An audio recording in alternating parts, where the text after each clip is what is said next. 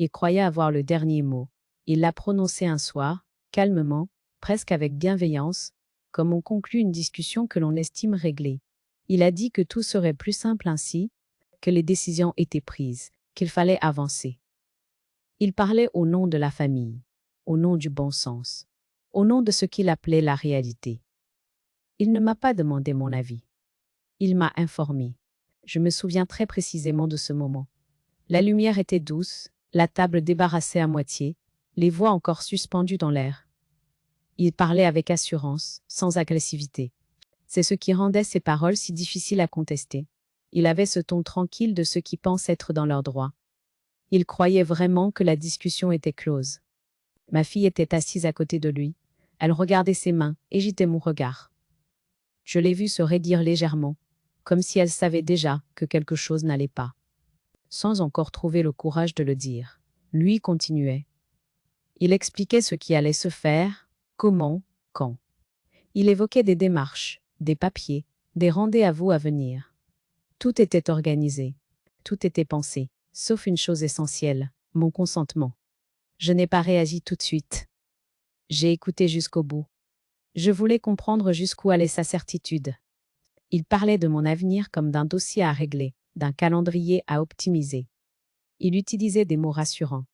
Protection, anticipation, sécurité. Il ne parlait jamais de choix. Il ne parlait jamais de volonté. Il parlait comme quelqu'un qui a déjà gagné. Quand il s'est, enfin, tu, un silence s'est installé. Il attendait sans doute un signe d'approbation, un acquiescement discret, comme ceux que j'avais parfois donnés par le passé pour préserver la paix. Ce soir-là, je n'ai rien donné. Je n'ai ni approuvé ni contesté. J'ai simplement gardé le silence. Un silence lourd, attentif, qui l'a surpris. Il a repris la parole, légèrement agacé. Il a répété que c'était la meilleure solution, que tout le monde y gagnerait. Il a ajouté, presque distraitement, que de toute façon, juridiquement, les choses étaient simples. Ce mot-là, juridiquement, a résonné en moi comme un choc. Il le prononçait avec une assurance déconcertante, comme s'il connaissait la loi mieux que moi, mieux que quiconque. Je l'ai regardé alors. Vraiment regardé. J'ai vu dans ses yeux cette confiance tranquille de celui qui pense que la loi est une formalité, un outil qu'on manie quand on est sûr de soi. J'ai compris à cet instant précis qu'il avait construit, toute, sa stratégie sur une erreur fondamentale. Il croyait que le dernier mot se gagne par l'assurance. Il avait oublié que le dernier mot, en France, appartient souvent à la loi, pas à celui qui parle le plus fort. Je n'ai pas relevé immédiatement. J'ai posé une question simple, presque naïve. Je lui ai demandé sur quoi il se fondait, pour dire que tout était juridiquement simple. Il a répondu avec des approximations, des généralités, des phrases apprises quelque part. Il parlait de logique, de bon sens, de ce qui se fait habituellement. Il ne citait rien de précis. Il ne mentionnait aucun cadre clair. Il improvisait. Ma fille a levé les yeux vers moi. Je sentais sa confusion, son tiraillement. Elle voulait croire qu'il savait. Elle voulait croire que tout était sous contrôle. Je comprenais ce besoin de sécurité. Je l'avais connu moi aussi. Mais je savais désormais que cette sécurité-là reposait sur du sable. Je me suis tue de nouveau. Pas par peur. Par choix. Je savais que si je parlais trop tôt, il se braquerait. Il transformerait la discussion en conflit émotionnel. Il me ferait passer pour celle qui refuse l'évidence. Je refusais ce piège. Je voulais observer, comprendre, laisser apparaître les failles. Ce soir, en me couchant, je n'ai pas ressenti de colère explosive. J'ai ressenti quelque chose de plus dangereux pour lui. Une lucidité calme. Je repassais ses phrases dans ma tête. Chaque mot confirmait ce que je pressentais depuis un moment. Il ne me voyait plus comme une personne qui décide, mais comme une situation à gérer. Et cette gestion-là avait déjà commencé sans moi. Je pensais à toutes ces années où j'avais respecté les règles, signé en connaissance de cause, pris le temps de comprendre avant d'agir. Je savais ce que signifie la loi. Je savais ce qu'elle protège et surtout ce qu'elle empêche. Ce qu'il appelait le dernier mot n'était qu'un discours. La loi, elle, ne discute pas avec assurance. Elle vérifie. Cette nuit-là, je n'ai presque pas dormi. Non par agitation, mais par réflexion. Je comprenais que ce qui m'attendait n'était pas une simple discussion familiale. C'était un affrontement silencieux entre deux certitudes. La sienne, construite sur l'arrogance tranquille, et la mienne, ancrée dans une connaissance patiente de mes droits. Il croyait avoir le dernier mot. Moi, je venais de comprendre qu'il avait oublié l'essentiel. Et dans ce silence que j'ai choisi ce soir-là, quelque chose s'est mis en place. Une attente précise, méthodique, presque juridique. Je n'avais pas encore agi. Mais je savais déjà que le moment viendrait où les mots cesseraient d'avoir de l'importance et où seule la loi parlerait. Avant même qu'ils ne prétendent avoir le dernier mot, ma vie s'était construite dans un rapport clair aux règles. J'avais toujours su que les mots peuvent rassurer, convaincre, parfois tromper, mais que seuls les actes engagent réellement. Cette conviction ne m'est pas venue tard. Elle s'est forgée très tôt, dans une époque où l'on apprenait à ne pas signer à la légère, à ne pas promettre sans comprendre. Je me suis mariée jeune, avec l'idée simple que la stabilité ne se décrète pas, qu'elle se construit. Mon mari et moi avions peu, mais nous partagions la même rigueur. Chaque décision importante se prenait à deux. Nous parlions longtemps, parfois trop, avant de trancher. L'argent n'était jamais un sujet tabou, mais il n'était jamais le seul critère. Nous savions que la facilité immédiate cache souvent des conséquences durables. Quand les enfants sont arrivés, cette rigueur est devenue une forme de protection. Il ne s'agissait plus seulement de nous, mais d'eux. Je voulais qu'ils grandissent dans un cadre juste, où les règles sont expliquées, où les choix ont un sens. J'ai appris à lire les documents administratifs, à poser des questions, à demander des délais. On me trouvait parfois excessive. Je savais que j'étais prudente. Après la mort de mon mari, cette prudence s'est renforcée. J'étais seule responsable de ce que nous avions bâti ensemble. Je savais que certains verraient dans cette solitude une fragilité. Moi, j'y ai vu une responsabilité accrue. Je ne voulais pas laisser le flou s'installer. J'ai continué à gérer, à décider, à signer en pleine conscience. Je n'ai jamais délégué sans comprendre. C'est dans ce contexte que mon gendre est entré dans la famille. Au début, je l'ai observé sans méfiance. Il parlait avec assurance, donnait des avis tranchés, semblait toujours sûr de lui. Beaucoup confondent cette assurance avec la compétence. Je ne faisais pas cette erreur, mais je n'y voyais pas encore un danger. Je pensais qu'il s'agissait simplement d'un tempérament différent du mien. Peu à peu, j'ai perçu un décalage. Là où je cherchais à comprendre, il cherchait à conclure. Là où je posais des questions, il avançait des certitudes. Il parlait de ce qui se fait, de ce qui est logique, de ce qui est évident. Ces mots-là reviennent souvent chez ceux qui n'aiment pas être contredits. Je les écoutais sans réagir, consciente que l'écoute est parfois la meilleure manière de mesurer la solidité d'un raisonnement. Ma fille, elle, semblait rassurée par cette fermeté. Elle disait que cela la soulageait de ne pas avoir à tout gérer. Je comprenais ce soulagement. J'avais connu cette fatigue, ce désir que quelqu'un prenne les choses en main. Mais je savais aussi le prix à payer quand on confie trop vite son pouvoir de décision. Je continuais donc à vivre comme avant, attentive, mesurée. Je ne m'imposais pas. Je ne cherchais pas à reprendre une place centrale. Je pensais que cette retenue serait comprise comme une marque de confiance. Je n'avais pas encore réalisé qu'elle serait interprétée comme un renoncement. Avec le recul, je vois clairement cette période comme un moment charnière. Tout était encore possible. Rien n'était irréversible. Mais les lignes avaient commencé à bouger. On parlait de plus en plus de ce qu'il faudrait faire, de ce qu'il vaudrait mieux prévoir, sans jamais me demander ce que je voulais réellement. Je laissais faire, persuadée que le dialogue finirait par se rééquilibrer. Je n'avais pas encore compris que, pour certains, le silence vaut consentement, que l'absence de refus est prise pour un accord, et que celui qui croit avoir le dernier mot se nourrit souvent de cette confusion. À ce stade, je ne me sentais ni menacée ni humiliée. Je me sentais simplement mise de côté, doucement, sans éclat. Et c'est précisément cette douceur qui rendait la situation dangereuse. Elle permettait d'avancer sans bruit, de déplacer les repères sans provoquer de résistance. Je continuais à penser que la loi, les règles, le cadre commun suffiraient à empêcher les abus. Je n'avais pas tort. Mais je n'avais pas encore compris qu'il faudrait, un jour, les rappeler, et que ce rappel ne pourrait pas se faire par des mots, mais par des actes posés au bon moment. Mais les premiers signes n'ont pas été spectaculaires. Ils se sont installés lentement, presque poliment, comme si personne ne voulait vraiment assumer ce qui se mettait en place. C'étaient de petites choses. Des détails que l'on peut facilement balayer d'un revers de main quand on ne veut pas voir. Et moi, pendant longtemps, je n'ai pas voulu voir. Il a commencé par parler à ma place. Pas frontalement. Lors de discussions banales, il répondait aux questions qu'on m'adressait, comme s'il m'épargnait un effort. On disait que c'était de la prévenance. J'ai laissé faire. Je me disais que ce n'était pas grave, que ce n'était qu'une manière maladroite d'aider. Je n'imaginais pas encore que cette habitude deviendrait une règle. Puis, il y a eu les décisions annoncées après coup. Des rendez-vous fixés sans me consulter, des choix expliqués comme s'ils avaient été validés. Je posais des questions. Il répondait rapidement, avec des phrases toutes faites, sans entrer dans le détail. Il disait que c'était évident, que cela allait dans le bon sens. Je sentais déjà une impatience. Oh, comme si mes interrogations dérangeaient une mécanique bien huilée. Les remarques ont suivi. Des phrases lancées sur le ton de l'humour, mais qui laissaient une trace. Il parlait de mon âge, de ma fatigue supposée, de la complexité des démarches. Rien de méchant en apparence. Mais toujours cette idée que je n'étais plus tout à fait en capacité. On riait autour de la table. Moi aussi, parfois. Rire était plus simple que protester. Ma fille ne disait rien. Elle écoutait, acquiesçait parfois. Je voyais bien qu'elle hésitait, qu'elle se demandait où se situer.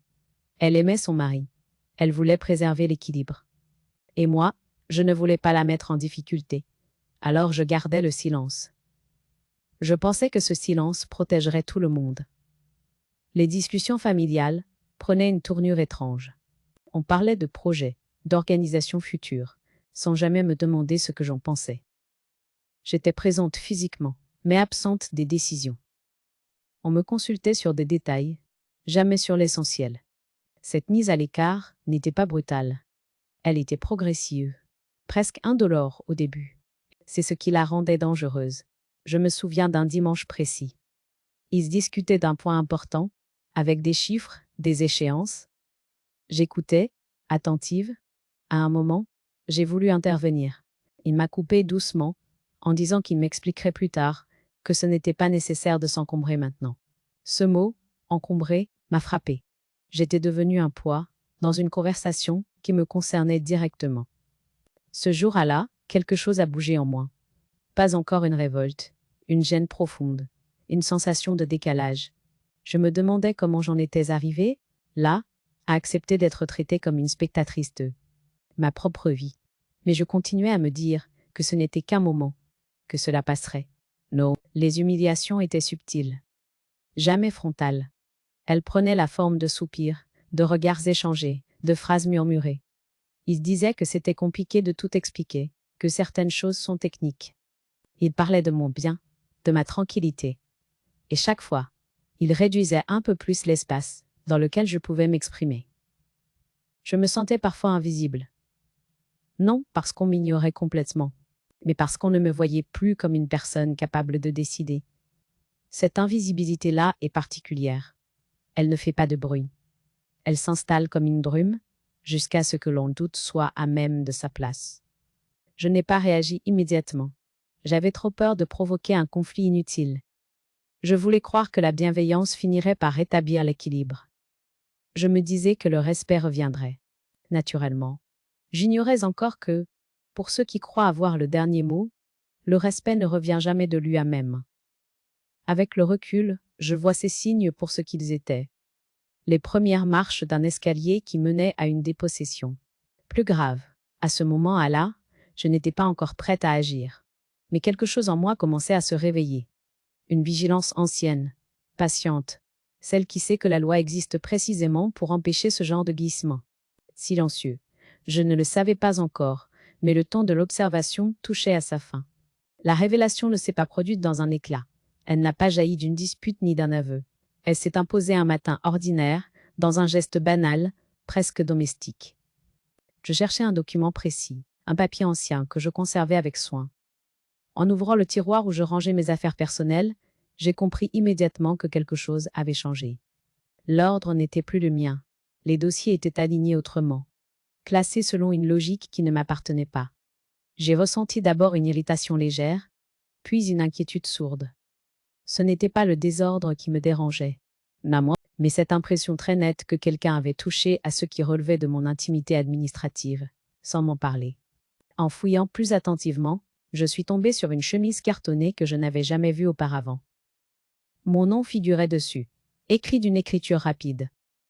À l'intérieur, des copies de documents, des relevés, des notes manuscrites, rien d'officiel en apparence, rien de signé, et pourtant, tout respirait l'anticipation. Comme si l'on avait préparé un terrain, dessiné un avenir, sans m'y associer. Je me suis assise. Lentement. J'ai pris le temps de lire chaque page. Il y avait des tableaux chiffrés, des échéances, des hypothèses. On parlait de ce qui serait plus simple, de ce qu'il faudrait prévoir. On évoquait ma situation comme un cas à traiter, un ensemble de paramètres à optimiser. Mon prénom apparaissait ici et là, toujours accompagné de termes rassurants. Protection, sécurité, organisation. Ce qui m'a frappé, ce n'est pas le contenu en lui-même, c'est l'absence totale de ma parole. Rien n'indiquait que j'avais été consultée. Rien ne laissait penser que ces documents étaient le fruit d'un échange. Ils existaient indépendamment de moi, comme si ma volonté était déjà secondaire. Je reconnaissais certaines phrases. Des formulations que mon gendre utilisait souvent à l'oral. Les voir coucher sur le papier m'a fait l'effet d'un choc froid. Ce qui n'était jusqu'à là qu'un ressenti prenait une forme tangible. Il ne s'agissait plus de simple maladresse. C'était une construction réfléchie. À ce moment précis, j'ai compris que le dernier mot qu'il croyait avoir n'était pas une figure de style. C'était une intention. Il ne s'agissait pas de m'aider. Il s'agissait de décider à ma place, en s'appuyant sur mon silence passé, comme sur une autorisation tacite. Je n'ai pas pleuré. Je n'ai pas crié. J'ai ressenti une clarté brutale, presque douloureuse. Toutes les scènes récentes se sont alignées dans ma mémoire. Les phrases prononcées trop vite, les décisions annoncées comme évidentes, les rendez-vous évoqués sans détail. Tout faisait sens désormais. J'ai remis les documents exactement à leur place. Je ne voulais pas qu'ils sachent. Pas encore. J'avais besoin de comprendre jusqu'où cela allait. Et surtout, comment répondre sans me trahir. Une réaction impulsive aurait confirmé l'image qu'il se faisait de moi, celle d'une femme émotive, dépassée, incapable de mesurer les enjeux. Le soir, à table, il a parlé comme d'habitude. Il évoquait l'avenir avec cette assurance tranquille qui m'avait tant troublée. Je l'écoutais différemment. Chaque mot résonnait comme une confirmation. Il parlait de simplifier, d'anticiper, d'éviter les complications. Il ne parlait jamais de me demander mon avis. Ma fille restait silencieuse. Je voyais bien qu'elle sentait une tension nouvelle, sans en identifier la source. Je ne lui ai rien dit. Pas par stratégie, mais parce que je savais que cette prise de conscience devait d'abord être la mienne. Je ne voulais pas la placer entre deux feux avant d'avoir moi-même trouvé mon équilibre. Cette nuit, je n'ai presque pas dormi. Pas à cause de l'angoisse, mais parce que mon esprit travaillait avec une précision inhabituelle. Je pensais aux règles, au cadre, à ce que la loi permet et interdit. Je savais que rien ne pouvait se faire sans mon accord explicite. Je savais aussi que l'ignorance de la loi n'excuse rien. Pour la première fois depuis longtemps, je n'ai plus espéré que les choses s'arrangent d'elles-mêmes. J'ai cessé d'attendre une prise de conscience extérieure. La goutte d'eau n'était pas une parole blessante. C'était cette tentative silencieuse de m'effacer juridiquement, sous couvert de bienveillance. Au matin, une décision s'est imposée sans bruit. Je n'allais pas affronter. Je n'allais pas accuser. Je n'allais pas expliquer. J'allais me recentrer. Reprendre ce qui m'appartient de droit. Ma parole, mes choix, mon avenir. Il croyait avoir le dernier mot. Ce matin, j'ai compris que le dernier mot ne se prononce pas toujours à voix haute. Parfois, il se prépare dans le silence, avec méthode, et surtout, avec la loi de son côté. Les jours qui ont suivi cette découverte ont pris une densité particulière. Rien n'avait changé en apparence. Et pourtant, tout était différent. Je continuais à me lever à la même heure, à préparer le café, à répondre aux questions banales. Mais chaque geste était désormais accompagné d'une vigilance nouvelle. Je n'étais plus dans l'attente, j'étais dans l'observation consciente. La nuit, surtout, devenait un territoire de réflexion. Je ne dormais pas mal, je dormais autrement. Je me réveillais sans panique, avec cette lucidité calme, qui permet de revoir les scènes passées sans les déformer. Les paroles de mon gendre revenaient, ordonnées, cohérentes. Ce que j'avais pris pour de l'assurance se révélait être une stratégie. Ce que j'avais appelé patience s'était transformé, sans que je m'en rende compte, en permission silencieuse. Je me suis interrogée sur moi à même avec honnêteté. Pourquoi avais-je laissé faire? Par fatigue, sans doute. Par désir de paix, certainement. J'avais cru qu'en me tenant à l'écart des décisions, j'éviterais les tensions. Je découvrais que l'évitement n'empêche pas la domination, il la facilite. Cette pensée ne m'a pas humiliée. Elle m'a éclairée. Je pensais beaucoup à ma fille. À sa place fragile entre un mari sûr de lui et une mère que l'on commençait à considérer comme une variable. Je savais qu'elle n'avait pas voulu m'écarter. Mais je comprenais aussi combien il est confortable de laisser quelqu'un d'autre décider, surtout quand ce quelqu'un parle fort et se présente comme protecteur. Cette compréhension ne justifiait rien, mais elle m'a empêché de sombrer dans l'amertume. Je me suis mise à écouter différemment, à noter mentalement les mots employés. Simplifier. Anticiper. Éviter les complications. Ces termes revenaient comme un refrain. Maître Wad, il donnait l'illusion de la bienveillance, tout en effaçant la question centrale. Qui décide? À chaque phrase, je mesurais un peu plus le fossé entre ce qui était dit et ce qui était fait. Je n'ai pas confronté mon gendre. Je savais qu'une confrontation prématurée serait inutile. Il aurait nié, minimisé, renvoyé la responsabilité. Il m'aurait fait passer pour celle qui dramatise. Alors, je refusais cette posture. Je voulais rester sur un terrain où les émotions ne servent pas d'armes. Je voulais de la clarté, pas du bruit. Alors j'ai choisi un autre silence. Mais un silence actif. Je posais parfois des questions simples, presque naïves, pour l'entendre dérouler son raisonnement. Il se sentait en confiance. Il parlait davantage. Et plus il parlait, plus sa certitude reposait sur des approximations. Alors, il citait des habitudes, jamais des textes. Il évoquait le bon sens, jamais le cadre légal. Cette distinction devenait essentielle. Dans ces moments-là, je ressentais une tristesse calme. Pas pour moi seulement, mais pour cette idée de famille que j'avais crue protectrice. Je comprenais que l'affection n'empêche pas les abus de pouvoir et que la proximité peut même les rendre plus discrets. Cette lucidité avait un prix, mais elle m'évitait l'illusion. Je me suis tournée vers l'essentiel, ma ligne intérieure. Je ne voulais ni humilier ni me venger. Je voulais remettre les choses à leur place. La décision à celui qui décide. La parole à celle qui parle. Et la loi là où les intentions deviennent floues. Je priais parfois, non pour que la situation se règle d'elle-même, mais pour garder cette droiture tranquille qui empêche de se perdre. Peu à peu, une certitude s'est installée. Je ne pouvais plus compter sur la loyauté implicite. Je devais m'appuyer sur un cadre extérieur, stable, indiscutable. La loi n'est pas une menace quand on est de bonne foi. Elle est une protection. Et je savais que, de ce côté-là, je n'avais rien à craindre. Cette prise de conscience n'a pas été brutale. Elle a été ferme. Je n'étais plus dans la réaction, mais dans la préparation intérieure. Je n'avais pas encore posé d'acte visible, mais tout en moi se réorganisait. Je cessais d'espérer un rééquilibrage spontané. J'acceptais l'idée que la clarté demanderait des démarches. À la fin de cette période d'introspection, je me sentais plus solide. Pas endurci, mais aligné.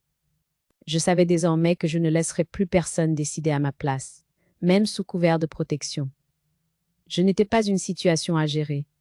J'étais une personne à respecter. Il croyait avoir le dernier mot.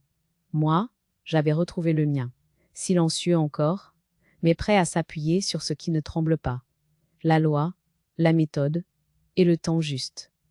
La préparation n'a pas commencé par un geste spectaculaire. Elle a commencé par une discipline nouvelle, presque austère. Je savais que la moindre précipitation ruinerait ce que j'avais mis tant de temps à comprendre. Alors j'ai ralenti.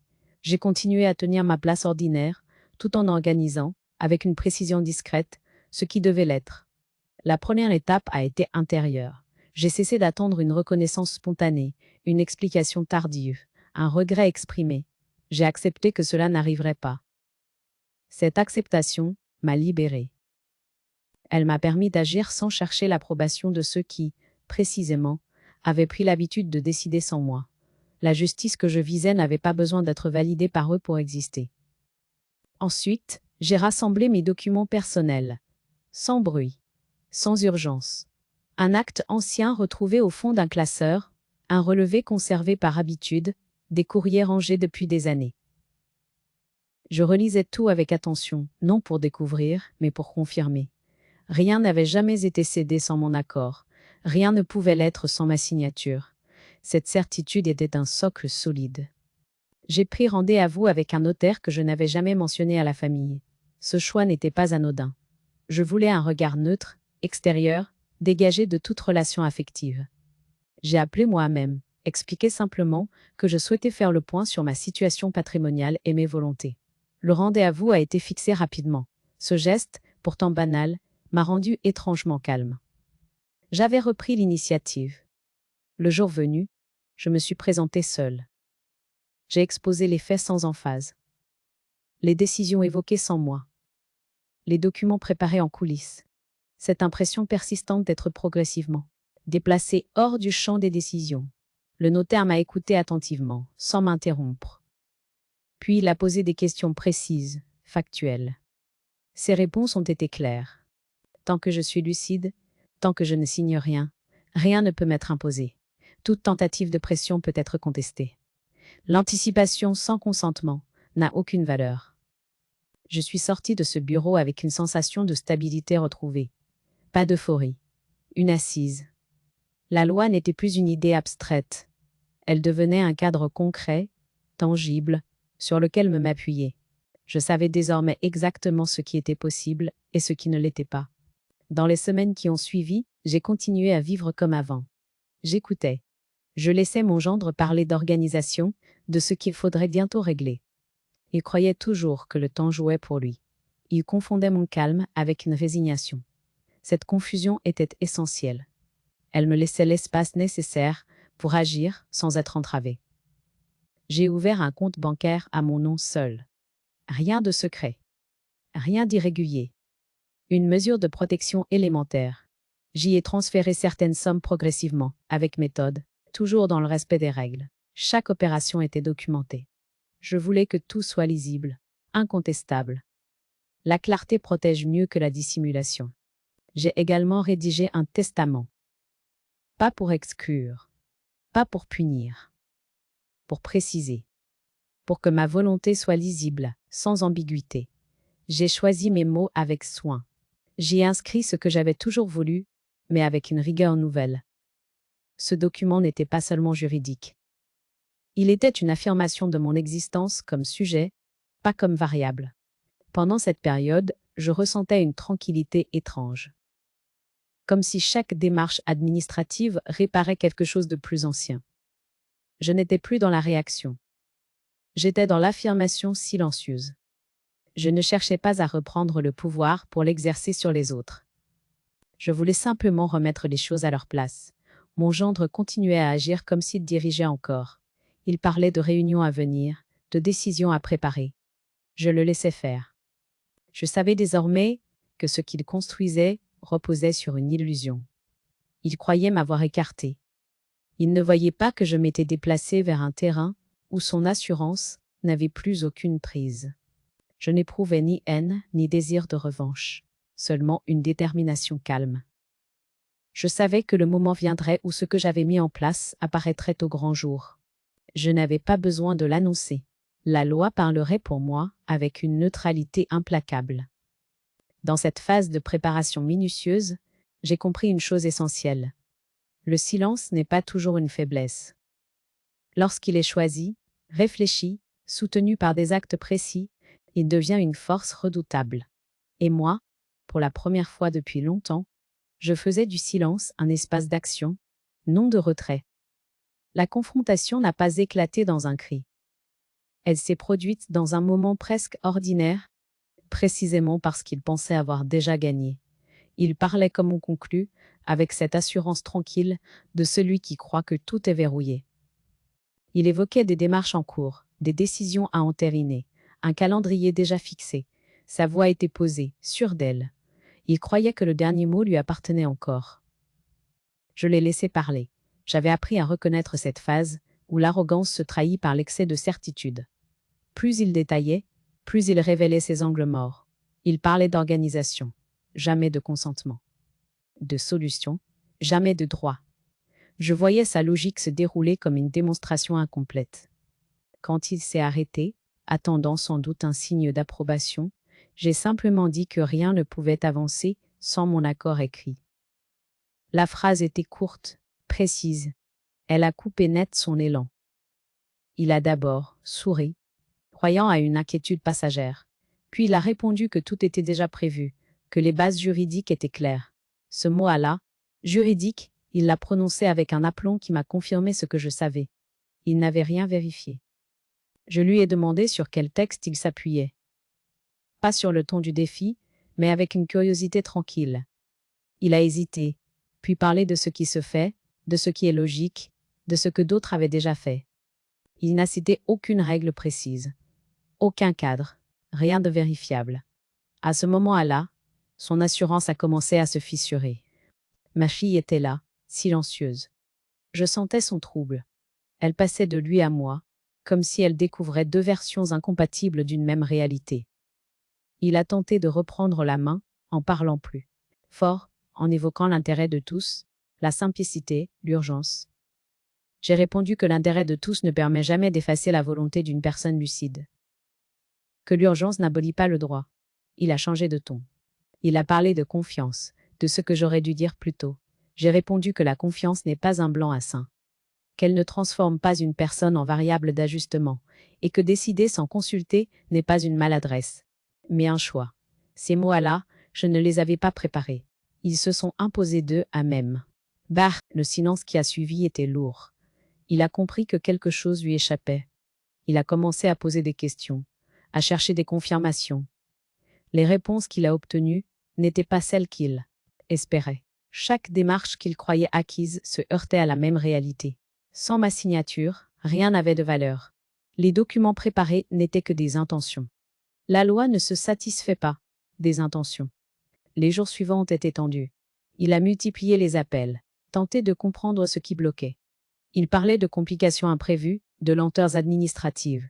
Je savais que ce n'était ni compliqué ni lent. C'était simplement exact. Et l'exactitude a cela de dérangeant qu'elle ne cède pas à l'insistance.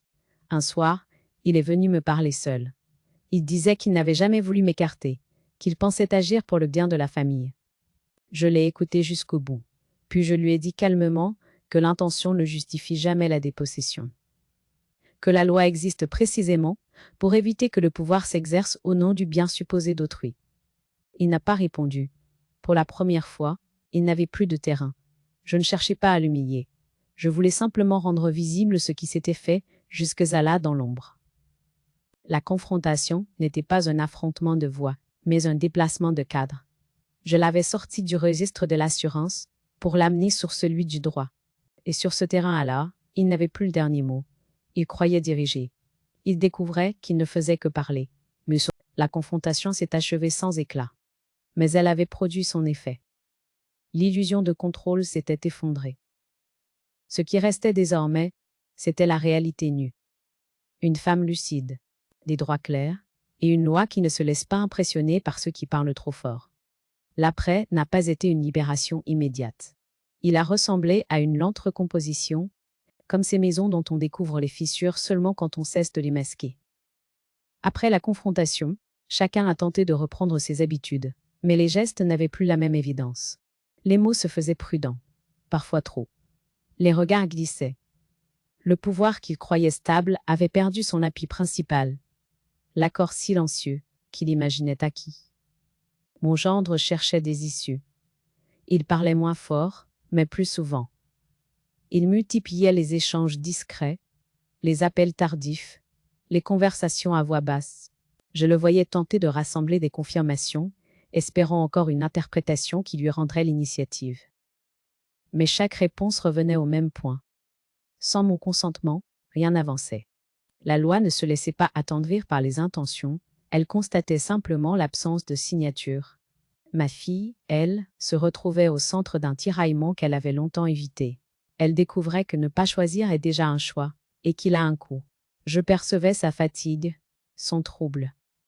Cette culpabilité diffuse de n'avoir rien vu venir, ou de n'avoir pas voulu voir. Elle cherchait à apaiser, à trouver des mots qui éviteraient de nommer ce qui s'était produit. Mais l'ambiguïté n'était plus possible. Les faits avaient pris trop de place. Les discussions entre eux devenaient plus fréquentes, plus tendues. Des reproches étouffés, des silences épais, des phrases inachevées. Je n'étais plus la cible directe. J'étais devenue le point de rupture, non parce que j'avais attaqué, mais parce que j'avais cessé de soutenir un équilibre artificiel. Cette simple modification suffisait à faire apparaître les failles anciennes. Je restais volontairement en retrait. Je n'intervenais pas.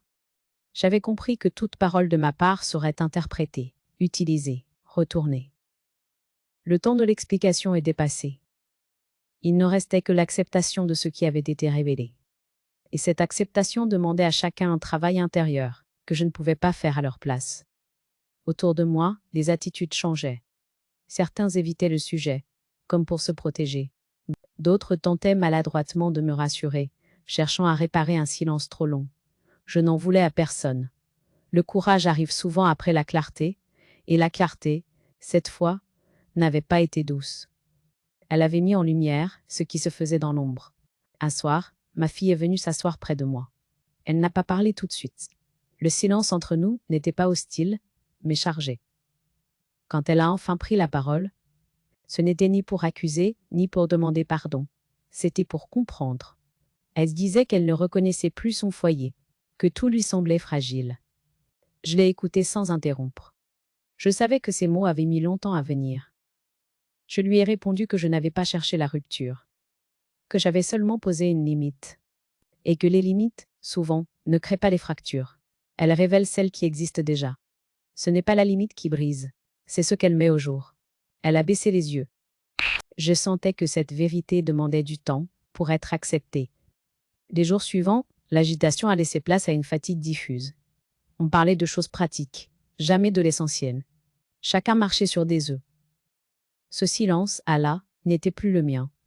Il leur appartenait. Et je comprenais, avec une lucidité nouvelle, que je m'étais déjà déplacée intérieurement. Je n'étais plus engagée émotionnellement dans leur tension.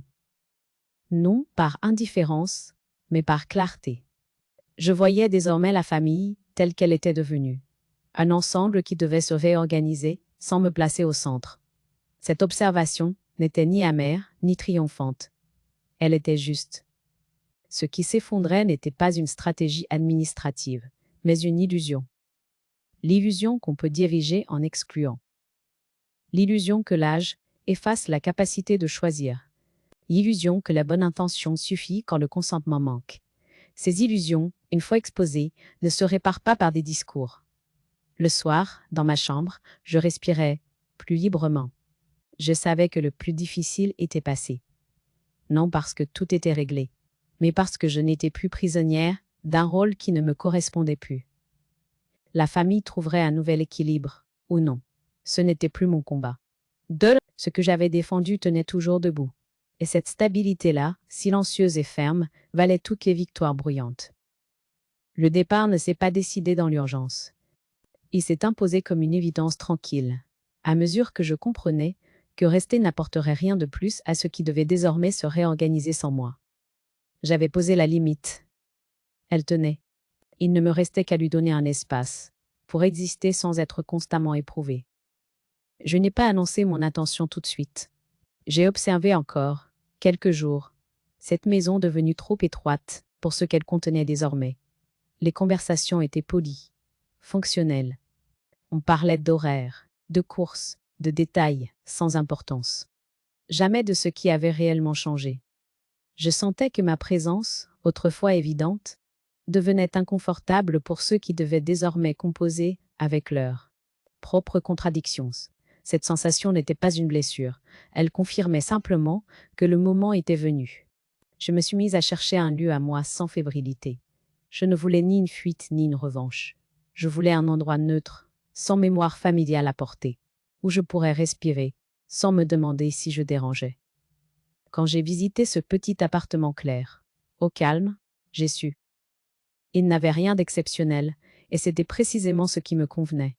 Rien n'y exigeait de moi un rôle, une justification, une posture. La préparation du départ s'est faite lentement. Je triais mes affaires avec attention. Chaque objet gardé était un choix. Chaque objet laissé était un allègement. Je n'avais pas besoin d'emporter toute une vie pour continuer à vivre. Je gardais l'essentiel. Et l'essentiel tenait dans peu de choses. Cette simplicité n'était pas un renoncement. C'était une fidélité nouvelle à ce que j'étais devenue. Le jour où j'ai parlé de mon départ, il n'y a pas eu de scène. Mon gendre a immédiatement évoqué l'organisation, les délais, les implications pratiques. Il parlait encore comme s'il fallait cadrer, optimiser, prévoir. Ma fille est restée silencieuse. Je n'ai pas cherché à convaincre. J'ai dit que la décision était prise, que tout était réglé, et que j'avais besoin de vivre ailleurs. Cette phrase a posé un point final, que personne n'a tenté de déplacer. Le matin du départ, l'air était clair, les gestes étaient simples, une valise, quelques cartons. En fermant la porte derrière moi, je n'ai ressenti ni triomphe, ni amertume. Seulement une justesse profonde, comme si chaque pas me ramenait à un rythme qui m'appartenait enfin. Quitter n'était pas fuir. C'était cesser de porter ce qui ne m'incombait plus. Les premiers jours dans mon nouvel espace ont été étranges, mais apaisants. Le silence n'avait plus la même densité. Il ne contenait ni attente, ni reproche. Je pouvais m'asseoir sans me demander si je prenais trop de place. Je pouvais laisser une pièce inachevée sans craindre un commentaire. Cette liberté discrète m'a émue plus que je ne l'aurais cru. Je me suis autorisée à ralentir, à marcher sans but précis, à observer les visages inconnus, la lumière qui change au fil des heures, les habitudes du quartier. Personne ne savait qui j'étais. Personne n'attendait rien de moi. Cette absence de regard était un repos. Elle me rendait à moi à même. Les messages sont arrivés, espacés, prudents. Des tentatives de contact, des phrases neutres, des questions pratiques. Je répondais brièvement, avec courtoisie. Je disais que j'allais bien, et c'était vrai. Je n'ajoutais rien. J'avais appris que l'essentiel n'a pas besoin d'explications pour exister. Un après-midi, en déballant mes affaires, je suis tombée sur mon carnet. Celui où j'avais noté, pendant des mois, ce que je n'osais pas dire à voix haute. Je l'ai feuilleté lentement. Les pages racontaient un chemin précis, sans emphase. J'ai refermé le carnet avec reconnaissance. Il avait été nécessaire pour traverser. Il ne l'était plus pour avancer. Je pensais parfois au pardon, sans m'y contraindre. Pardonner n'est pas revenir. C'est cesser d'attendre une réparation extérieure. Je n'étais pas certaine d'y être arrivée complètement. Mais je savais que la rancune active me ramènerait exactement là d'où j'étais sortie. Alors je choisissais une neutralité bienveillante, tournée vers l'avenir. Chaque soir, en fermant les volets, je sentais que cette nouvelle vie tenait, simple, choisie, et suffisamment solide pour accueillir ce qui viendrait, sans que je n'aie plus à me justifier. La fin de cette histoire n'a pas ressemblé à une victoire spectaculaire. Elle s'est installée doucement, dans la continuité paisible des jours qui se ressemblaient enfin. Je ne me réveillais plus avec cette tension diffuse, cette anticipation inquiète de ce qui pourrait être décidé sans moi. Je me réveillais simplement avec mes pensées, mes choix, mon temps. Et cette simplicité avait une valeur immense.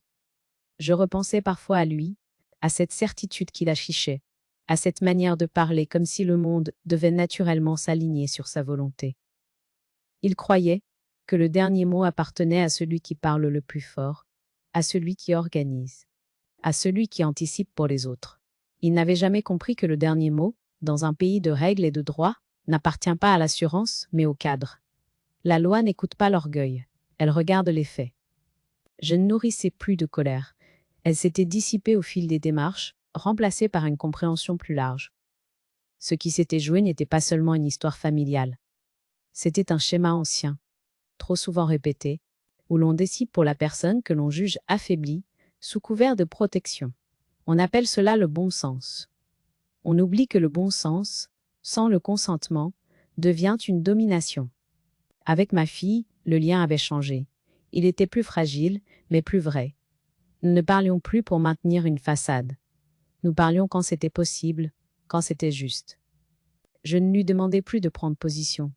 Je savais que certaines loyautés sont trop complexes pour être tranchées sans laisser des blessures. J'acceptais cette distance comme une conséquence honnête de ce qui avait été révélé. Je pensais souvent aux femmes de mon âge, à celles qui se taisent par peur de déranger, par souci de paix, par fatigue aussi. J'aurais voulu leur dire que se protéger n'est pas trahir sa famille, que poser une limite n'est pas un acte d'égoïsme, mais de dignité. La loi n'est pas un refuge froid. Elle est parfois le seul langage que le pouvoir comprend. Je n'ai jamais cherché à humilier qui que ce soit.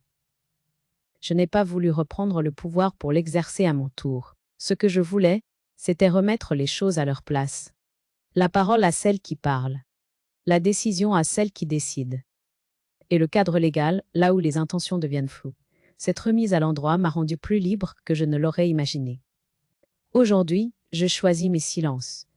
Ils ne sont plus subis. Ils sont posés.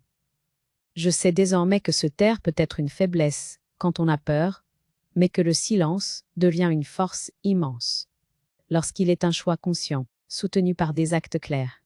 Mon silence n'est plus un renoncement. Il est une protection. Je vis simplement. Je décide simplement. Je n'attends plus qu'on me consulte pour exister. Je dis ni qu'on m'explique ce qui serait bon pour moi. J'ai cessé de croire que la paix passe par l'effacement. Elle passe par la cohérence, par cette fidélité tranquille à ce que l'on sait juste, même quand cela dérange. Si je devais laisser un message à celles et ceux qui liront ces lignes, ce serait celui-ci. Quand quelqu'un prétend avoir le dernier mot sur votre vie, interrogez le cadre dans lequel il parle. Les mots peuvent impressionner, les certitudes peuvent intimider. Mais le droit, lui, ne cède ni à la pression, ni à l'arrogance. Mon gendre croyait avoir le dernier mot. Alors ça, il avait oublié la loi. Et dans cette clarté retrouvée, sans bruit, sans triomphe inutile, j'ai compris une chose essentielle. Il n'est jamais trop tard pour reprendre sa place. Tant qu'on accepte de s'appuyer sur ce qui ne tremble pas, le silence peut aussi être une forme de justice. Ah,